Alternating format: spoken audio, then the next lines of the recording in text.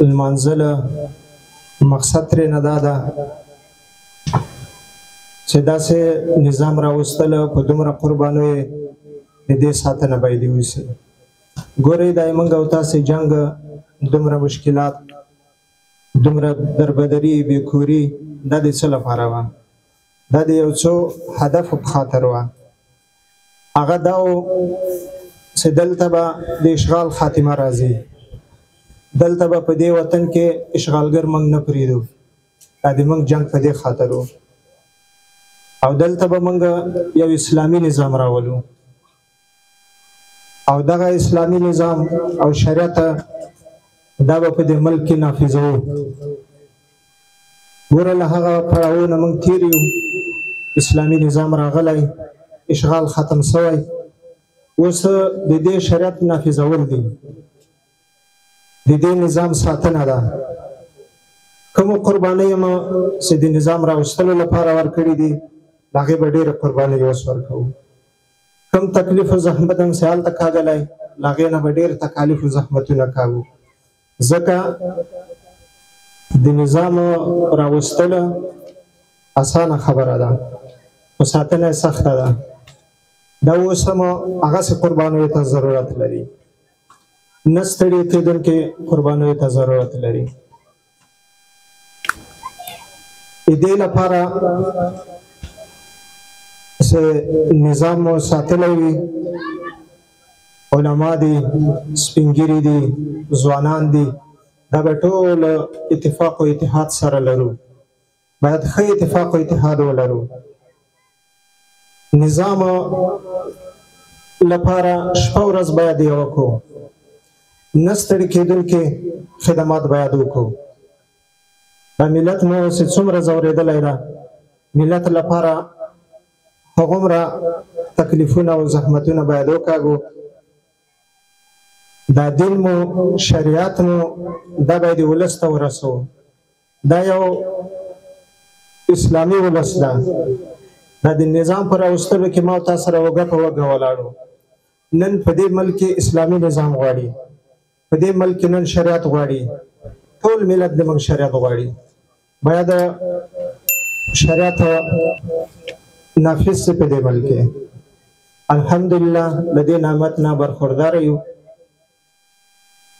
باید نورم کوشش وشي. د دې ملت غوښتنه دغه شی ده چې دلته به اسلامي نظام نافذ وي. ګورئ په دې کې هر چا خپله قرباني ورکړه. ځوان نسل په دې کې ډېره قرباني ورکړه. هغه ځوان نسل دي موږ او تاسې زما په یادښت باندې ډېر ملګري دي دلته مسؤلین دي، دوی ته معلومه خبره ده. هغه کوم مجاهدین چې ابتدا کې جهاد شروع کړې وه، مکمل هغه کوم ملګري وو مسؤلین وو هغه ټول شهیدان شول. ګوره دا په هر ولایت کې داسې شوي دي. یو فصل مجاهدین دا مکمل شهیدان شوي دي، نور مجاهدین راجګ شوي دي، هغه فصل مکمل شهیدان شوي دي، بل نسل راجګ شوی ده. داسې دا سلسله روانه وه تر دغه وخته پورې چې دې قربانۍ نه څوک ستړي نه شوله. په نتیجه کې الله پاک داسې یو اسلامي نظام ورکړه. اوس هم دغسې ستړیا موږ نه غواړي، دغسې قرباني غواړي. دې قربانۍ ته به ټول انشاءالله آماده یي. هغه تېر وختونه، تېر مشکلات دا موږ او تاسې ټولو ولیدله. هېڅ شی هم په امن نه و، د هېچا حق خوندي نه و. په رنګارنګ مشکلاتو خلک اخته وو. لله الحمد اوس هر څوک آزاد ده، هر څوک کولی شي خپلو مشروع حق نه دفاع وکړي، هغه مشروع غوښتنې د عملي شي. داسې یو وخت راغلی ده باید د دې نعمت شکر وکاږو چې خدا نخواسته بیا داسې څه مشکلاتو سره مخ نه شو. ګورئ دلته له دغه اشغال نه مخکې هم اشغال راغلی ده. ځینې سپین ږیرو ته به معلومه وي انګریزانو اشغال دلته و، هغه کامیابه شوی ده. دې ملت قرباني باندې فتح راغلی. روسانو اشغال دلته راغلی و، د دې ملت په همکاري قرباني باندې فتح راغلی. د هغه ملت بچیانو نن هم تاسو ته الله پاک فتح نصیب کړه. ګوره په هغه وخت کې بیا دغه مجاهدینه مخکې تاسو ته علماو مو ویلې چې دوی د خواهشاتو تابع شوله، په قوم پرستګانو باندې اخته شول، په جایدادو په نورو شیانو په داسې خواهشاتو باندې دوی اخته شول، هغه نظام ونه ساتل شول. د خدا نه خواسته بیا هم دغسې مشکلاتو باندې اخته شولو، بیا به دا نظام موږ نه تللی. څنګه مو څه ګټلی ده شیخ صاحب محترم یې ویلې هغسې به یې ساتنه کوو. څومره قرباني چې په راوستلو د نظام کې ورکړې ده اوس به هم هغه قرباني ورکوو، بیا به انشاءالله دا نظام موږ ساتلی. الحمدلله په هر وخت د دغه اشغالو کې علما پر اصل مجاهدینو کې وو، لله الحمد. اوس هم په دې نظام کې پر اصل کې ټول علما دي. دا کشرانو مجاهدینو هر وخت خپله قرباني ورکړې ده. د خپلو علماو په وینا د دوی په رهبریت باندې 20 کاله مجاهدینو نه ستړي کېدونکې قرباني ورکړې ده. اوس هم علماو کرامو نه هم دا هیله ده، بشر د انسان ده، کېدای شي دایم وخت موږ به هر څه ته فکر نه کېږي. د خپلو مجاهدینو ښه روزنه باید وکړي، خپلو مجاهدینو ته وخت په وخت باندې توصیه وکړي. دا هغه مجاهدین دي چې 20 کاله دوی نه ستړي کېدونکې قرباني ورکړې ده. نن د دې نظام په ساتنه کې هم قرباني ورکوي، خو دوی یو روزنې ته ضرورت لري. هر مجلس خپل تاثیر لري. دا داسې یو ملت ده چې د علماو هر غږ ته هر توصیې ته لبیک وایي. علماء کرامو باید ډېر کوشش وکړي د خپله مجاهدینو روزنه کې بار بار دوی ته توصیې وشي. کوم وخت به مجاهد نه خطا کېږي یا اشتباه کېږي، هغه توصیه ورته وشي، مجاهد ته ښه فکر ورکول شي، د ځوان ملت ته ښه فکر ورکول شي. انشاءالله بیا به هغه قرباني ورکوي چې نه ستړي کېدونکې قرباني.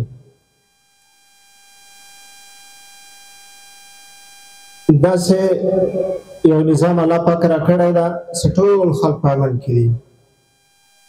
ځوانانو نه دا هیله ده دا وطن، دا ملک، دا آینده تاسو ته درپاتې ده.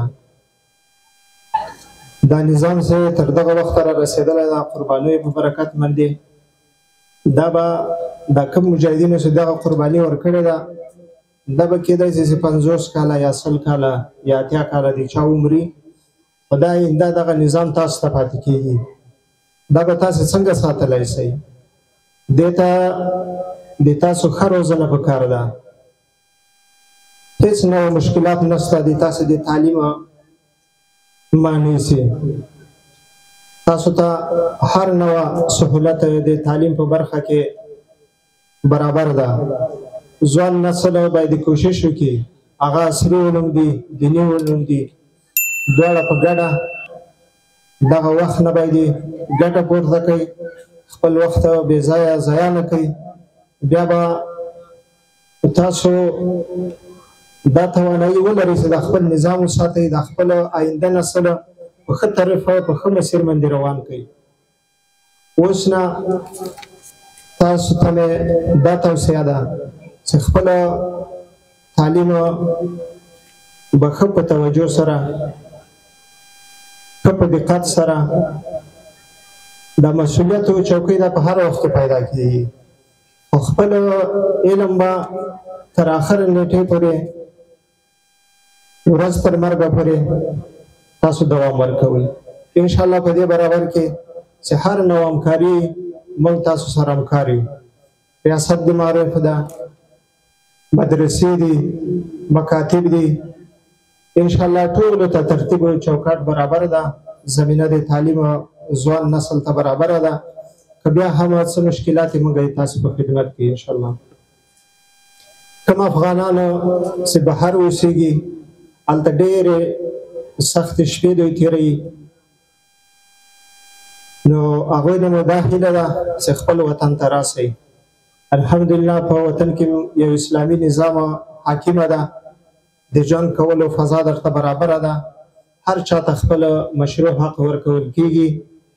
نور دغه خپل وطن ته مشکلاتو دربدرۍ څومره چې تېرې کړي دي نورې ورته مه جوړوئ. دلته هر چاته د خپل ژوند زمینه برابره ده، خپله ژوند کولی سي. نو دونه مو دا هیله ده چې خپل وطن ته راسئ، خپلو افغانانو سره خپلو ورونو سره اوږه په اوږه ودرېږي، دا نظامو نه ستړي کېدونکې قرباني بیا ورته ورکړي. دا مو ټولو افغانانو نه هیله ده. هغه علما، خپلوانې، مسؤلینې چې په کومه طریقه باندې څوک کولی سي د دوی دعوت کولی سي، ورته دعوت ورکوي چې نور خپل وطن ته مشکلاتو دربدرۍ مه جوړوئ، هغه خپل شخصي اغراض پرېږدئ، د الله پاک په خاطر، د دې نظام په خاطر اوږه په اوږه به سره ودرېږو، دا نظام خدمت به کوو. مسؤول عن رعیته وأيضا قال من تواضع لله رفعه الله ومن تكبر وضعه الله. د غونډې ټولو ګډونوالو څخه نړۍ مننه کوو چې په دې ګرمه هوا کې تر دې دمه له موږ سره پاتې شول. انشاءالله غونډه په 15-11 دقیقو کې راټولو، ورپسې ډوډۍ هم تیاره ده، ټول له موږ سره پاتې شئ. مختصر 2-3 خبرو ته اشاره کول غواړم، بیا محترم مسؤلین راغواړم. د شهیدانو ورثه، معلولین، یتیمان او ځینې مجاهدین دلته د لوژ یا سټیج مخې ته ناست دي چې د هغو مسؤلینو له لورې به دوی ته ګلان ډالۍ کېږي. د زمري یا اسد 40مه د همدغو قهرمانو شهیدانو ورثو، یتیمانو، کونډو، میندو، همدارنګه قهرمانو مجاهدینو، علماء کرامو او ټول غیور ولس ته مبارک وي. د همدوی د قربانیو ثمره او برکتو، د همدوی د قربانیو نتیجه وه چې الحمدلله موږ نن له عظیم فتح او بریا او ازادۍ څخه برخمن یو. د ولایت مقام د رهبرۍ هدایت ټولو مسؤلینو ته همدا ده چې د هغو شهیدانو چې د دغو سترو اهدافو دپاره یې قربانۍ ورکړي، د هغوی د قربانیو ساتنه وکړي، د هغوی په نقش قدم روان سي، او هغو غیورو ولسونو چې په دې لار کې بې دریغې قربانۍ ورکړي، سختې ورځې وګاللې، د همدې سترو اهدافو دپاره د دغو غیورو ولسونو په خدمت کې پاتې سي. علماو، پوهانو، د پوهنتون استادانو، د مکاتبو استادانو څخه هم هیله دا ده هغو علماو چې د همدغو مجاهدینو په روزنه کې بې دریغې هلې ځلې وکړي، نن هم باید د همدغو مجاهدینو د عقیدو په ساتنه کې او د همدغو مجاهدینو په دې هدف باید د همدغو علماو له لوري د دوی تربیه وسي چې باید هغه قربانۍ او ساتنه وکړي او د دغه اسلامي نظام چې د الله تعالی په نصرت او کومک حاکم شوی او په لکونو شهیدان د دغه اسلامي نظام دپاره هغوی خپلې وینې نذرانه کړي، د دغه اسلامي نظام د ساتنې او پیاوړتیا دپاره او د ولسونو د زخمونو د پټۍ دپاره کار وکړي. علماو او پوهانو د پوهنتون استادانو څخه هیله دا ده چې څنګه چې پرون مجاهدینو او ولسونو قربانۍ ورکړې د همدغو سترو اهدافو دپاره، په دې برخه کې باید تاسې هلې ځلې وکړئ. د پوهنتون استادان، د مکاتبو استادان باید خپل محصلین دې ته وهڅوي چې دوی باید دیني زده کړې ترسره کړي. علماء کرام باید خپل طالب العلمان، شاګردان دې ته وهڅوي چې دوی عصري زده کړې ترسره کړي. غوښتنه دا ده چې باید علما، طلبا، د پوهنتون استادان، شاګردان، د مکاتبو شاګردان یو لاس او یو موټی وي، په ګډه د هیواد په سمسورتیا، آبادۍ او پرمختګ کې ګډ کار وکړي، تر څو بیا د هغو ترخو شیبو ترخو صحنو شاهدان نسو او د هغو کړیو ښکار نسو چې په دې تیرو لسیزو تیرو کلونو کې خاص کر په دې تیر کلنه شل کلنه توره دوره کې د ولس د ځورولو او د پردیو د اهدافو دپاره کار کوو، بیا د هغو ترخو صحنو شاهدان نسو. همیش باید دا ولسونه په همدې حریت او ازادۍ او امن کې ژوند وکړي. یووالی باید موجود وي، اتفاق باید موجود وي او دغه د ورورولۍ فضا چې رامنځته سوې دې ته باید لا قوت ورکړو. یوه واقعه تاسو سره شریکوم، وړاندې مو هم یادونه وکړه. د شهیدانو کوم ورثه چې دلته ناست دي، یتیمان ناست دي، معلولین ناست دي،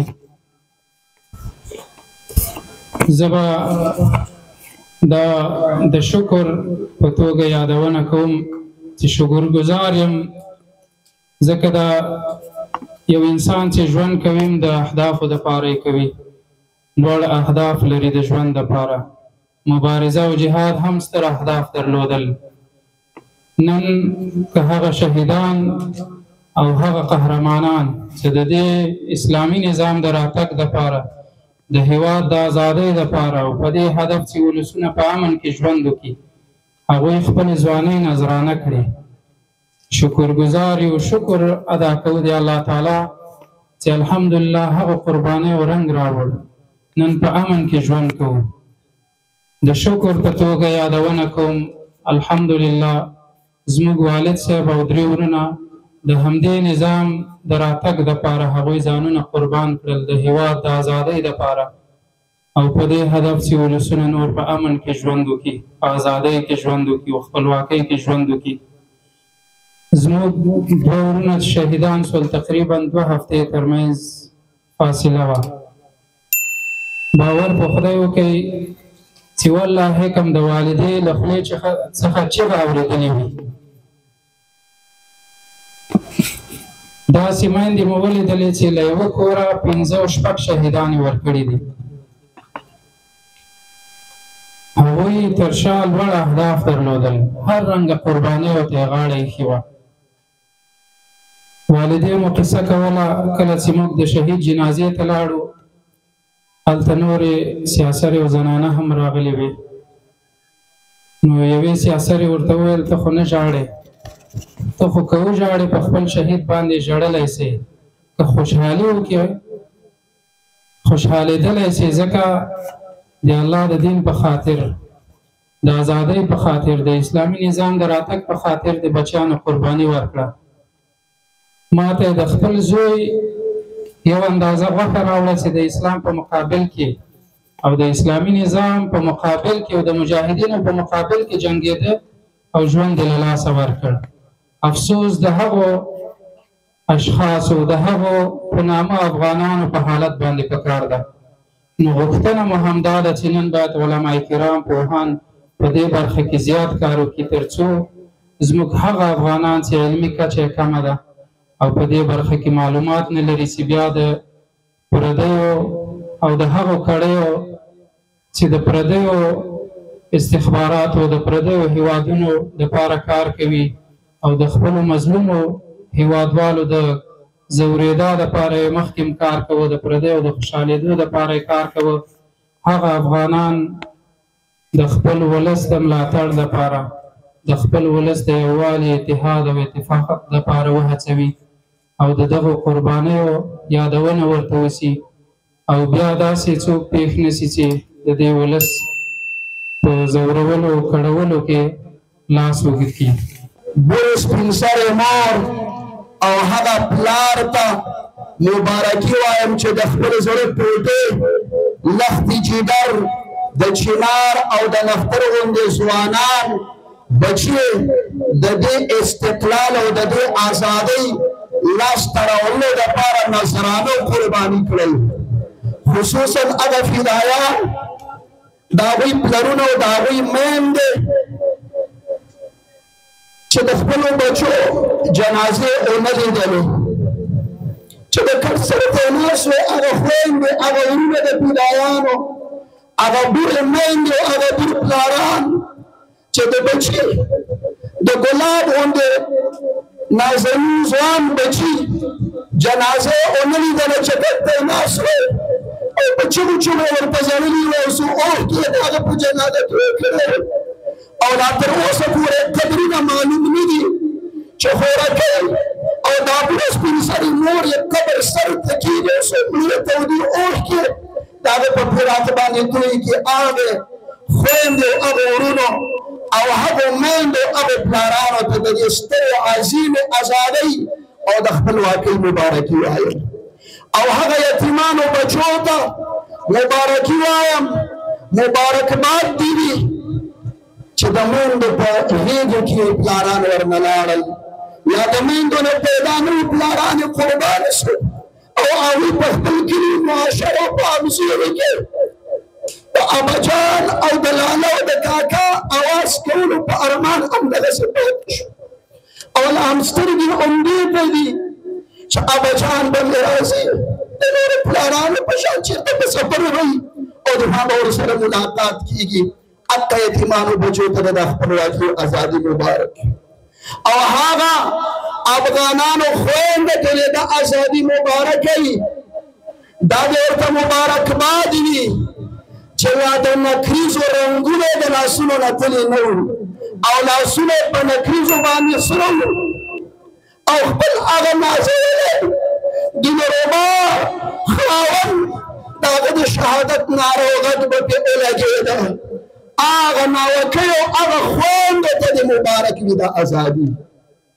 ورونو دا ازادي دا خپلواکي دا د استقلال دوره چې موږ او تاسو یې مانځو د دې شاته سترې لویې قربانۍ پرتې دي لویې قربانۍ هر مجاهد بیګا موږ ناست اوسو ملګري دا تذکره م کوله د مجاهدینو د تېرو حالاتو ملګرو کیسې کولې د هر مجاهد د دې شل کلني دور شاته د هر شهید یو لوی داستان د قربانیو پروت دی چې هغه ولیکلی سي نو د هغې نه پوره یو کتاب جوړېږي د یو مجاهد وسیق شهید رایاد سي دا ملګري پېڅه موږ سره څومره دې تېره کړې وایي د هغه د کوزدې شپه سې وه بېګا مولي صاحب ویلې د کوزدې شپه یې سې وه نو ملګري کمین کې ناست و کمین کې او د کوزدې په شپه باندې دی موږ ته راته ملګرو ته لاره ترې خطا سوې وه او په سخوارۍ باندې بیا ملګري پیدا کړو سا کې د ستړی و چې موږ ته راورسېد او چې دی د واده شپه وه د واده شپه د ملګرو ورته ټوله شپه په کور کې مه تېروه چې خطره ده د واده په شپه باندې بیا به یې په جنګ کې حاضر و د واده سپین کالي سپینې جوړه اغوسته وه او شهید ملګری یا زخمي یې په شا کړی و او هغه مولي صاحب بېګا ویل وایي قسم په الله باندې چې یادګاري لکسې واخلم دا د واده په سپینو کالیو کې سپینوالی نه معلومېده ټوله د واده هغه جوړی هغه کالي په وینو باندې سره وو شاته داسې قربانۍ پرتې دي د دې ازادۍ زمونږ افغانۍ خویندې یوه په یو وار نه په څو واره باندې کونډې سوي دي په څو وار یو شیخ صاحب کیسه کوله د یو پیدایي کور ته ورغلم د پیدایي کور د ملګرو سره ورغلم د مور او د پلار د تسلۍ دپاره مخکې دا یو زوی هغه شهید سوی و فدایي سوی و دا یې دویم و چې ورغلم مورکۍ د سپین سرې ته او پلار ته مې ورته تسلي ورکوله په دې کې موږ بېرته په راوتلو چې د دې فدایي دوواړه ماشومان بچو ناوې هغه د پلار کره تلې وه او هغوی په دې دروازې راننوتل موږ چې ډله ولیدلو نو هغه په یې چغې کړلې یا الله لکه زه بیا دې کونډه کړم خدای لکه زه بیا دې کونډه کړم په دې ټول کور کې د محشر یو حالت شو مجاهدین او علما هغه د فدایي مور او پلار ټول په چغو باندې ساړي یوه خورکۍ څو واره کونډه سوې ده لاسونه به یې په نکریزو باندې سره وو د خاوند جنازه به یې ورته راغله د دې شاته داسې سترې داسې لویې قربانۍ پرتې دي موږ اول داسې ګڼل چې لا ډېر تش دی ګاونډیانو نه منل چې ناټو تش دی موږ اول داسې ګڼل چې ناټو تش دی ګاونډیانو نه منل چې ناټو تش دی چې طالب د استقلال توره کړه راپورته هوښیارانو دا ویل چې ناټو تش دی مبارک دې شه امیر المؤمنین مبارک دې شه امیر المؤمنین نعره تکبیر نعره تکبیر نعره تکبیر زړه کې مې ډېر څه دي چې درته ووایم خو وخت لا سره وفا نه کوي کوشش کوم په خپل وخت کې دا خپله خبره ختمه کړم افغانیانو مجاهدینو سپېڅلو مسلمانانو خیر دی که بچي شهیدان سوي وطن کنډواله سو وطن لوټې لوټې سو هجرتونه راغلل او فوټبال او والیبال له افغانانو نه جوړ شوي وو دا ټوله دنیا سوره وه چا به یو خوا ته بل هغه ته ویلي چا بل خوا ته ټوله دنیا راته انګار ګرځېدلې وه خو خیره دی خیره دی مرګ بې د شهادت نمسته کل نفس ذائقة الموت هغه شیش محل کې ته ناست دي انګریز پرې راغی د خپلې ازادۍ د خپلې عقیدې او د استقلال دپاره یې جهاد ونه کړ هغه ملکونو والا مړه سو په دې کورونا کې څومره مړه سو په ټیلرونو باندې کندو ته ور واچول موږ که تاسو مړه سو د شهادت په مرګ باندې دا قصې ځوانۍ مزه کوي چې شهیدان شي مرګ ورته راشي مرګ خو د شهید وي په شرنګارو سپینو تورو کې ورکې د سلګۍ د زلکدل په بسترو کې سي شهادتونه کوي سو کونډې وشوې هر کلی هر دیار او هر کوڅه ته کونډو د یتیمانانو نه ډکه ده په دې چانداره کې موږ سره ملګرو سبق ویلي هلته هغه بمبار شو شو یو نیم سل پورې مرګۍ په شهادت ورسېده ما ته ملګرو ویل داسې راملګري ویل پېژني د هغې کلي بم پکې یو ورکۍ کلی ویل داسې دی ما ته ویل مولوي صاحب په دغه کلي کې دې کلي کې چې تا ته په مخه راځي یا به سپین ږیری راځي او یا به ماشوم په مخه درته راځي ځوان نه دی پاتې دقسې قربان هم که ورکولی خیر دی خو دا بریا مبارک دا ستره ازادي مبارک دا استقلال مبارک دا نظریو د دې عقیدې حفاظت مبارک مرګ خو وي خو د شهادت مرګ خو زموږ نبي علیه الصلاة والسلام د دې تمنا کړې ده او دا افغانیانو کې الله د قربانۍ صفت ایښی دا په یاد وساتئ کوم قوم چې د شهادت نه ونه دار سو کوم قوم کې د قربانۍ جذبه وه هغه به چېرته هم ډګري و ناکامي نه پیدا کوي الله تعالی به هغه ته بریا ورکوي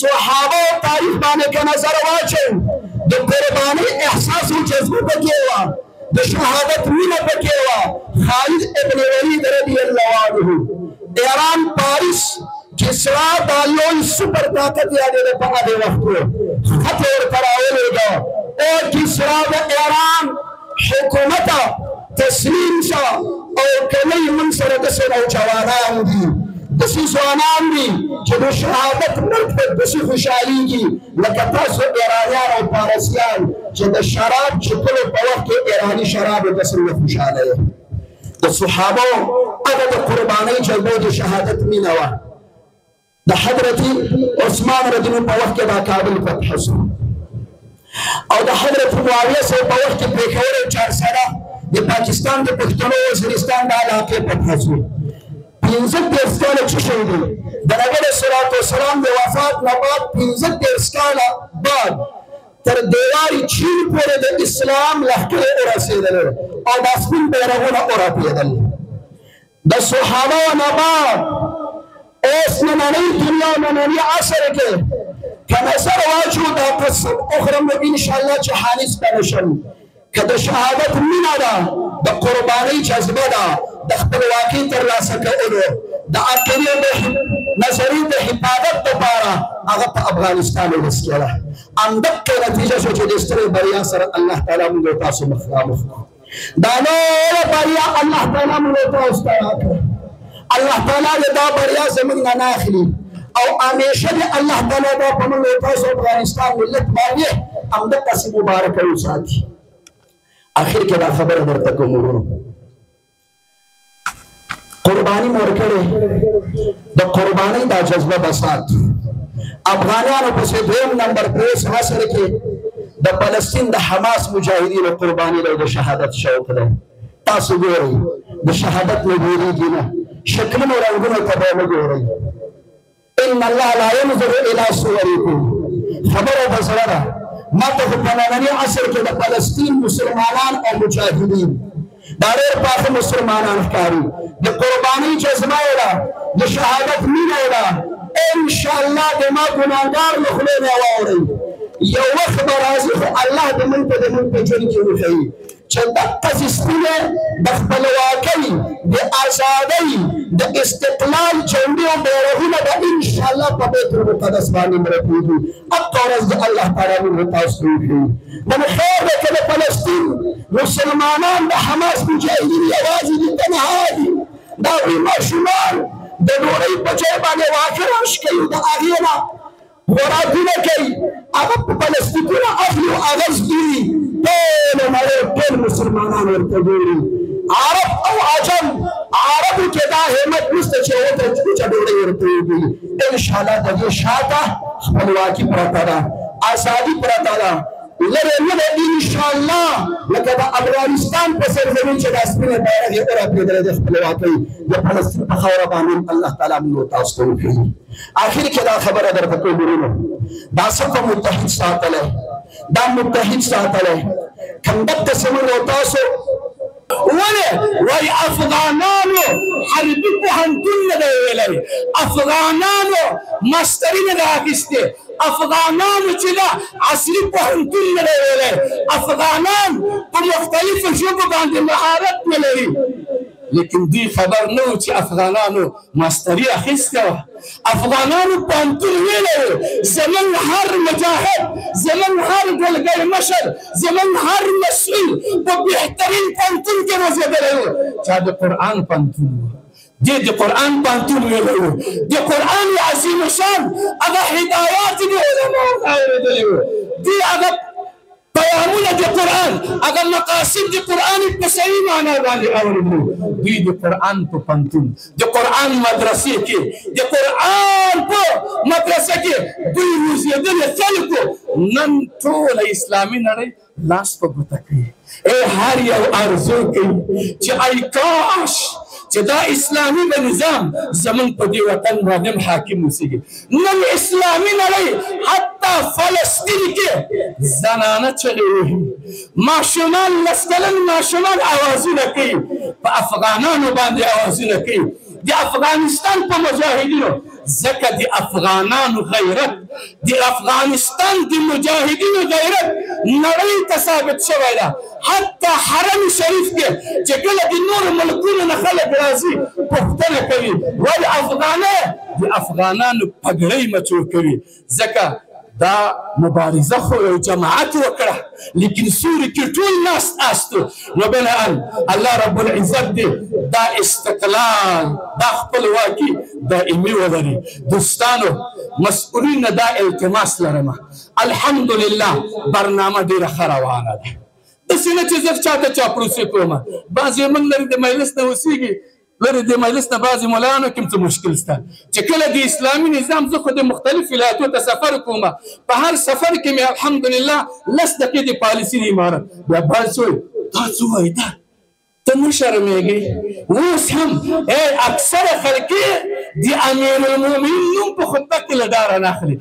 ولې اوس ډارېږي ټول اسلامي نړۍ ټول وطن په امن کې ده څه مشکل دلته ده او چې کله کوم علما پیام بیانوي وایي دې داسې وکړه چې په هر صورت خلکو پسې به نه ګرځو مسؤلینو تاسو ته وایم چې چاره ډېرې ښې روانې دي خو لیکن یو خبره دا ده چې کوشش وکړي نور هم متوجه شي نور هم متوجه شي ځکه د موږ د امیرالمؤمنین پیام ده چې تاسو خپلو علماو نه مشورې واخلئ تاسو مشورې اخیستي خو بیا هم تاسو ته وایو خپلو علما خصوصا هغه علما چې په جامعې کې ډېر ښکېل د خلکو منځ کې ځکه همیشه اوقات د خلکو آواز دوی ته ډېر زر رسېږي.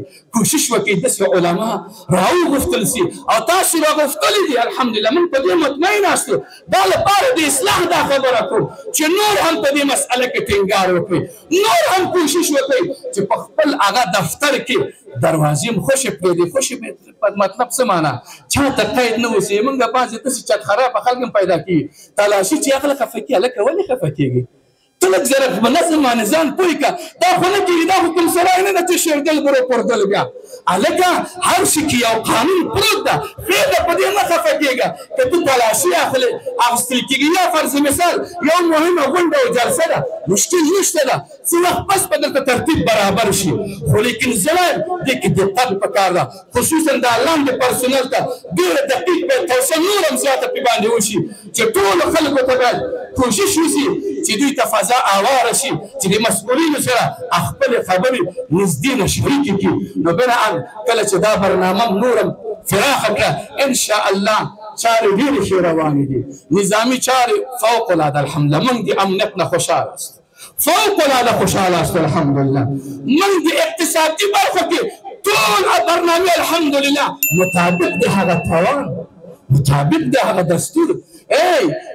ټوله دنیا دې ملک سره کومک کوه، مسأله به پیسه به ورکوه، نه پې همداسې ګورې وې چې دا دنیا به په پیسې باندې معلومېدله.